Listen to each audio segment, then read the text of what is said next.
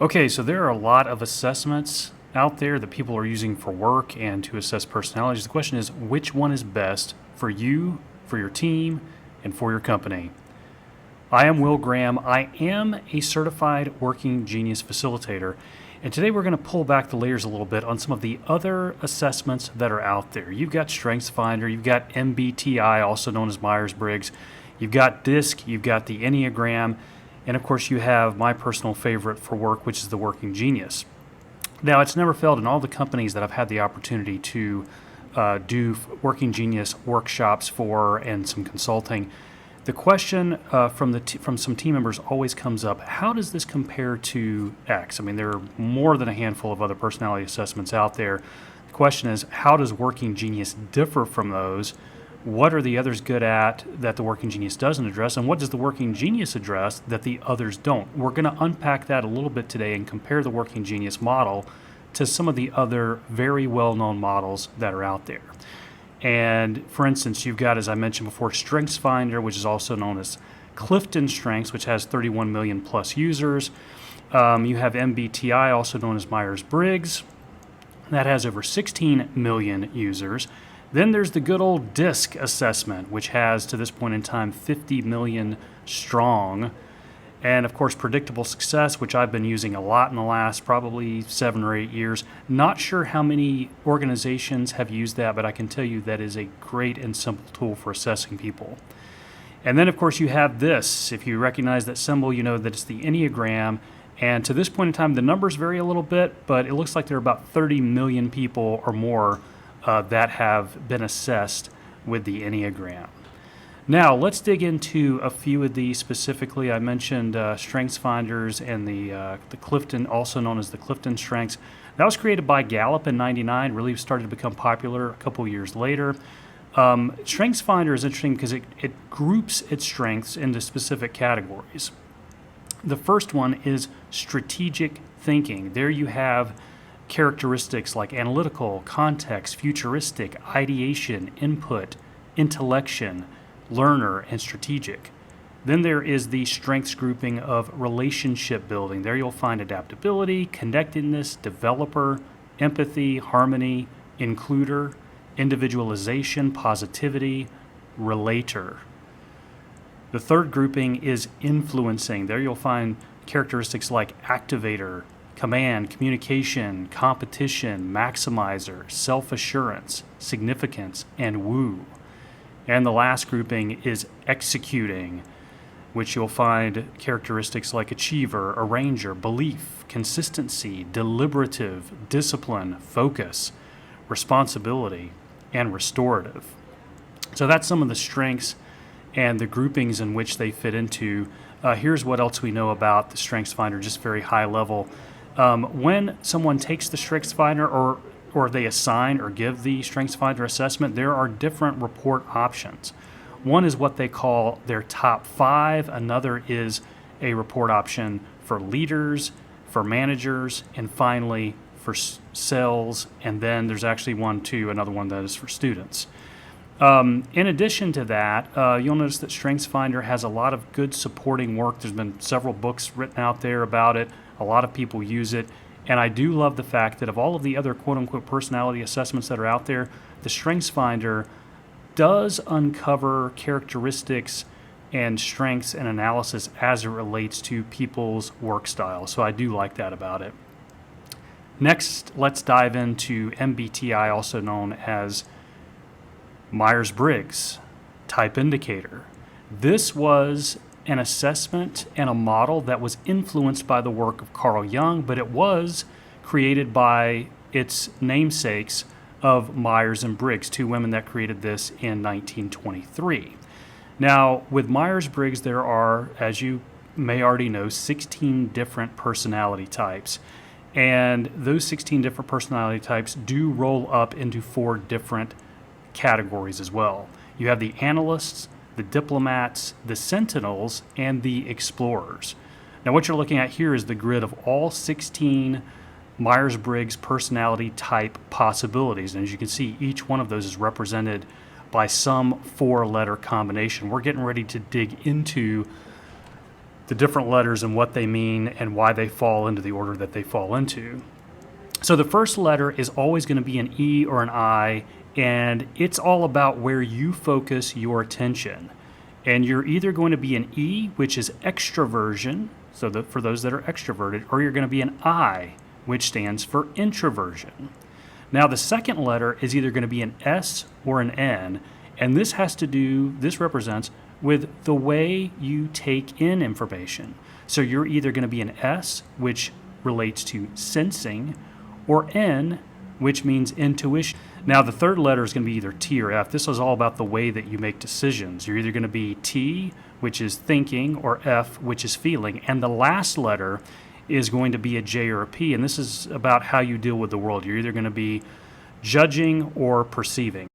Now the next thing that we're going to take a look at that I'm excited about is the DISC model, and this is probably the first assessment model that I ever worked with, and it's really neat. There's some different layers and aspects to this. There are lots of different vendors and contexts and types, which we'll see in here in a minute. As I mentioned, there are different versions of this. There's a version for premarital counseling. There's a version for doing certain types of work or being in certain industries, and then there's a couple of others.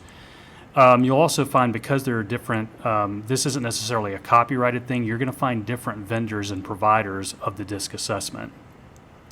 Now let's just kind of go down the DISC model here for a minute. D primarily equals dominance, and what you'll notice that for people that are high Ds is that they tend to be more task-oriented, and we'll get more into the task versus people-oriented part of the equation here in a minute. I equals influencing, and influencers tend to be more people-oriented than task-oriented. That's why you see this quadrant here. Left side, task-oriented, right side, more people-oriented. The S is going to be steady or stable. These are people for whom steadiness and stability is very important. They tend to be more people-oriented. And then the C equals conscientious or cautious. And these folks tend to be more task-focused, more task-oriented than people-oriented.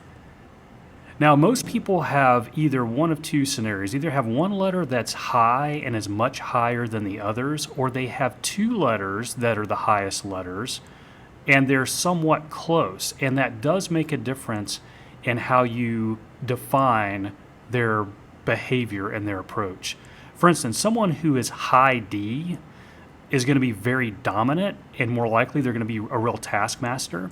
Someone who is close, as in, like, let's say their D and their I are close together, but they're the highest two letters, they're called the dynamic influencer, and they're going to tend to be somewhat more task and people oriented combined versus just one or the other. Now, someone who is a high C, which is of course going to be your conscientious or cautious person, let's say their other letters are pretty low in comparison, they're going to be considered very cautious and very task-oriented. Now, the strength of DISC is predicting how people get along and how they communicate with one another. Now we're going to take a look at another one that I used just prior to I used it exclusively, actually, just prior to discovering the Working Genius model. And that was something called predictable success, which was created by Les McCune, and it was created in this century, in case you're wondering. It explores 4 different leadership styles. Leadership style number 1 is the visionary, and the visionary operates at 30,000 feet. They're most comfortable with long-term and with strategy. The visionary tends to be very charismatic as well, and a great communicator. Now, leadership style number 2 is the operator. Now, the operator gets energy from completing things, and they're also very comfortable with improvising and with shortcuts. Also tend to be a self-starter, and they find it very, very hard to delegate anything. Leadership style number 3 is the processor. Processor thrives on systems and data, and they prefer to be around like-minded people, and they do not cope well with ambiguity or imprecision. Now, here's what's true about processors. They bring stability, consistency, scalability, and objectivity to a team and to a company. Now, leadership style number 4 is the synergist. Here's what we know about the synergists. Bring a high level of perspective of the team's activities. They're also primarily focused on what is best for the enterprise, and diplomacy is a strength. One other thing I'll say is that when people take the predictable success quiz, oftentimes there will be one leadership style that is their primary style. Like, for instance, I rank very high in visionary. However, my secondary style just happens to be operator. Therefore, I'm known as a visionary operator. And yes, my visionary tendencies are going to be more prominent than my operator tendencies. But believe me, when I'm not in visionary mode, my operator, that secondary leadership style, really kicks in. Amongst all of the leadership styles, synergist is the least common. I've actually never assessed anyone that has ranked highest on synergist. I have assessed people for whom synergist was their secondary, but generally speaking, synergist has been way down the list of leadership styles when it comes to the assessments that I've done. Now we're going to take a look at the Enneagram. Generally speaking, the origins of the Enneagram, the original origins at least, are unknown. And as a result of that, the Enneagram can be mired in controversy. But I will say this: of all the assessments I've taken, it is the most accurate of all the personality assessments. In the Enneagram model, each type has a set of strengths, a set of faults, a basic fear, and a basic desire. Now it's time to take a look at the 9 Enneagram types. There is type 1, which is the perfectionist. Let's take a look at their strengths, their faults, their basic fear, and their basic desire. The strengths of the type 1 perfectionist is that they are ethical, dedicated, and reliable. The faults: perfectionist tends to be critical and self-critical, and everything tends to be binary or black and white. They don't really see the gray areas or the color. A perfectionist's basic fear is to be bad or corrupt, and their basic desire is to be good or have integrity. Type number 2 in the Enneagram is the helper. The helper's strengths include caring, interpersonal, warm, giving. The faults are they don't usually acknowledge their own needs, and that's because they're so consumed with the needs of those that they're helping, hence why they're called the helper. The basic fear of the helper is being unworthy of love or being unwanted. The basic desire of the helper, it's just the opposite. It is to be loved, to be wanted. Type number 3 on the Enneagram is the achiever. Now, the strengths of the achiever happen to be adaptable and able to succeed, productive. The faults are an achiever typically feels their worth lies in what they can do or what they can accomplish. The basic fear of the achiever is to be worthless or insignificant, to disappoint. Basic desire of the achiever is to be valuable and accepted. Let's take a look at type 4, the individualist. The individualist strengths are creative, sensitive, introspective. Faults are they need to be seen. They tend to be jealous and moody. Basic fear is to lack identity or personal significance. That's the basic fear of the individualist. And the basic desire of the individualist is to be meaningful based on their inner experience. Type number 5 is the investigator. Their strengths include curious, insightful, analytical. The faults of the investigator tends to struggle to connect emotionally. They tend to be very detached. Basic fear is to be useless, helpless, or incapable. The basic desire of the investigator is to be capable and competent. Now let's take a look at Enneagram Type 6, the loyalist. Strengths of loyalists is that they tend to be committed, practical, witty, prepared. The faults of the loyalist tend to struggle with anxiety and self-doubt. Now, the basic fear of the loyalist is to be without security and support. The basic desire is obviously the opposite of that. It's to have security and support. Type number 7 is the enthusiast. Strengths include adventurous, fun, loves new experiences. The faults: struggles with recognizing limits and overextending themselves. Basic fear of this type is to be confined or in pain, and the basic desire is to be happy and satisfied. Now let's take a look at number 8, the challenger. The strengths are commanding, direct, protective, take charge approach. The faults, confrontational, need for control. Basic fear of the challenger, to be harmed or controlled by others. Basic desire, to be in control and protect self and others. Then number 9 is the peacemaker. The peacemaker strengths, pleasant, laid back, accommodating. The faults tend to bottle things up inside and then explode later, which we actually call implosive anger, and they can be too complacent. Now, the basic fear of type 9 is to be disconnected, separated, or lost. Basic desire is to have peace and stability. Now, the Enneagram seems to be the most dialed in to assessing inner motivations and predicting the behaviors that result from those motivations. Now it's time for the main event. We're going to take a look at the model that we're comparing all these other models to, and that is the 6 types of working genius.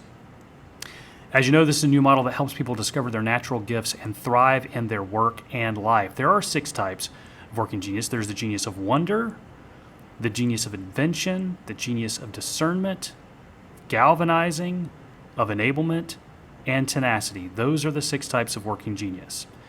Now, the question is, what kind of work have you been naturally gifted to do?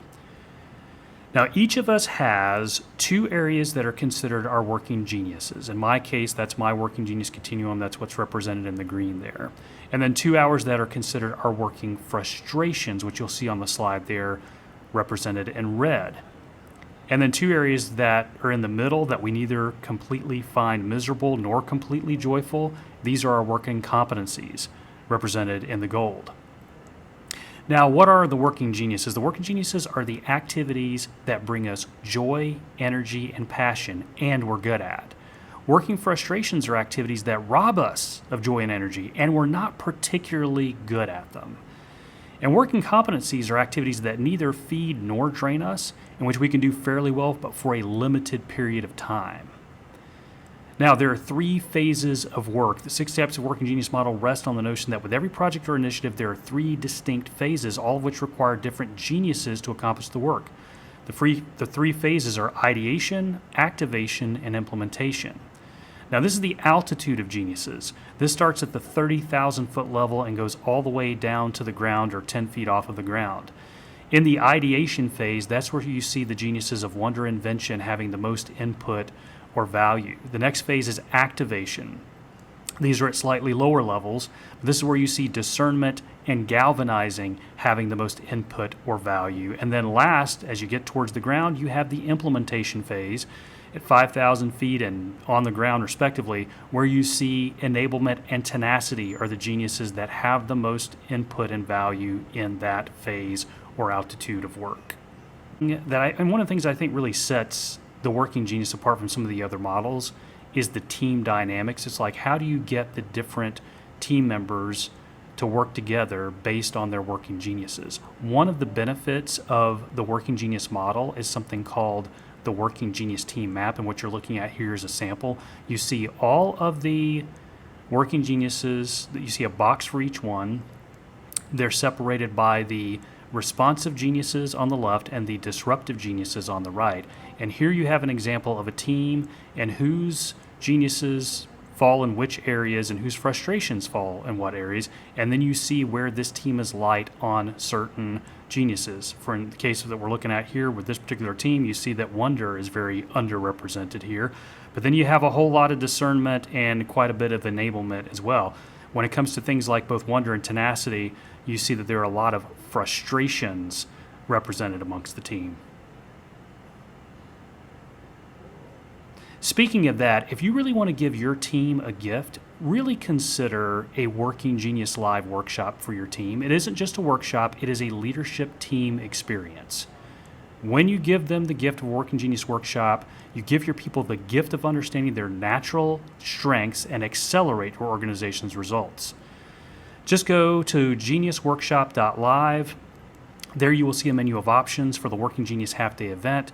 Pick the one that most works for you. Again, geniusworkshop.live.